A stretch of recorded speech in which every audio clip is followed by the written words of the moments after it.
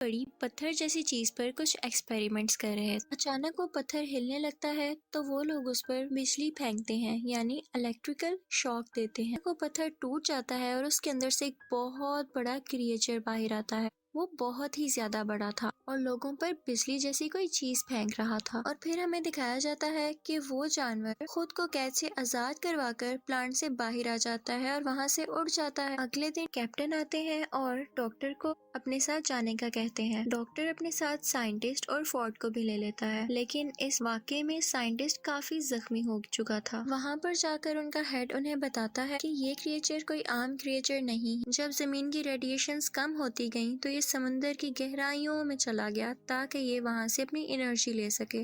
वो बताते हैं कि हमारी कंपनी को भी उसे ढूंढने के लिए बनाया गया था। वो आज तक नहीं मरा और उसका नाम गॉडजिला था।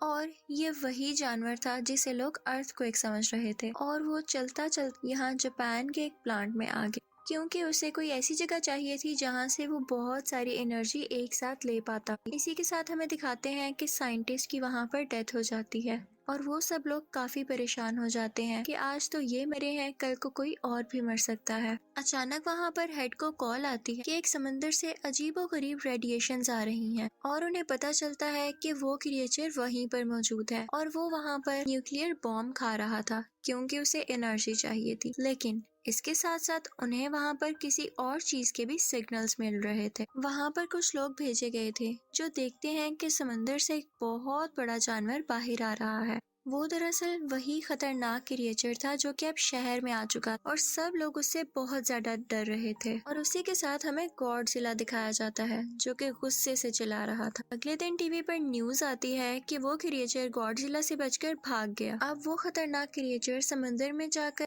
और भी जानवरों को अपने साथ मिला रहा। डॉक्टर की टीम मेंबर कहती है कि बहुत टाइम पहले हमें 2 अंडे मिले थे। एक अंडे में से एक जानवर निकलकर जापान के उसी प्लांट पर चला गया था और हम नहीं जानते कि दूसरे अंडे का क्या हुआ। उसे एक जगह पर सेफली रखवा दिया गया था। जब कुछ लोगों को वहाँ पर देखने के लिए भेजा जाता है तो वो लोग देखते हैं कि अंडे में से वो जानवर निकलकर कहीं जा चुका है। पता चलता है कि ये दूसरा अंडा उसी खतरनाक क्रिएचर का था और वो उसमें से निकलकर किसी और शहर में जाकर तबाहियां मचा रहा था। इन दोनों को पुलिस ढूंढने लगती है।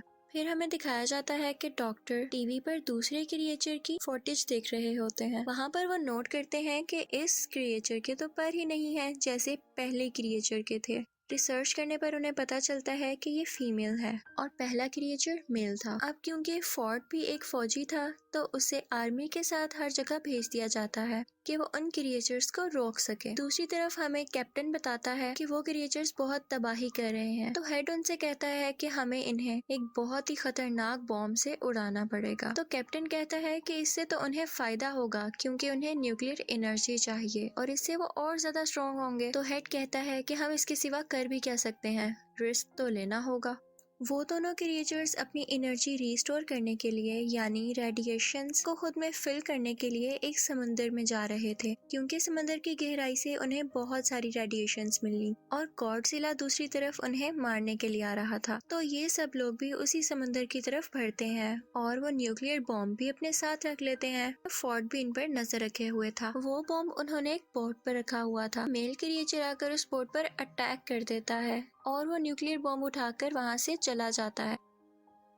अब वो दोनों क्रिएचर्स उस बॉम्ब को लेकर वहां से दूर चले गए थे क्योंकि उन्हें वो चीज मिल गई थी जिससे उन्हें बहुत सारी एनर्जी मिलने वाली थी। आर्मी का और हेड का ये प्लान अब पूरी तरह जाया हो चुका था। वो लोग सोचते हैं कि हमसे तो कुछ भी नहीं हो पाएगा तो शायद गॉडजिला हम सबकी जान बचा ले। फिर हमें दिखाया जाता है कि वो क्रिएचर्स शहर में बहुत तबाही मचा रहे थे, लेकिन लकीली गॉडजिला भी वहां पर आ जाता है और आर्मी भी वहीं पर थी। फिर हमें दिखाया जाता है कि गॉडजिला इस क्रिएचर के सामने आ जाता है और ये लोग लड़ने लगते हैं। ये बहुत ही बड़े थे और लड़ते लड़ते बहुत चीजें डिस्ट्रॉय कर रहे थे तो सब लोग पीछे हट जाते हैं। यहाँ पर अभी सिर्फ मेल क्रिएचर ही मौजूद था तो गॉडजिला उससे आसानी से लड़ पा रहा था और वो उसे मारने ही वाला होता है कि पीछे से फीमेल क्रिएचर आकर उस पर अटैक कर देती है और अब गॉडजिला इन दोनों से अकेला लड़ रहा था। यहाँ पर गॉडजिला के लिए उन दोनों को मारना काफी मुश्किल हो रहा था। दूसरी तरफ हमें दिखाया जाता है कि आर्मी को अंडरग्राउंड यानी जमीन के नीचे एक घोंसले में बहुत से अंडे मिलते हैं जो कि फीमेल क्रिएचर ने दिए थे और गॉडजिला के लिए उनको हराना काफी मुश्किल हो जाता। आर्मी वहाँ पर एक बॉम्ब पर टाइमर लगाकर बाहर आ जाती है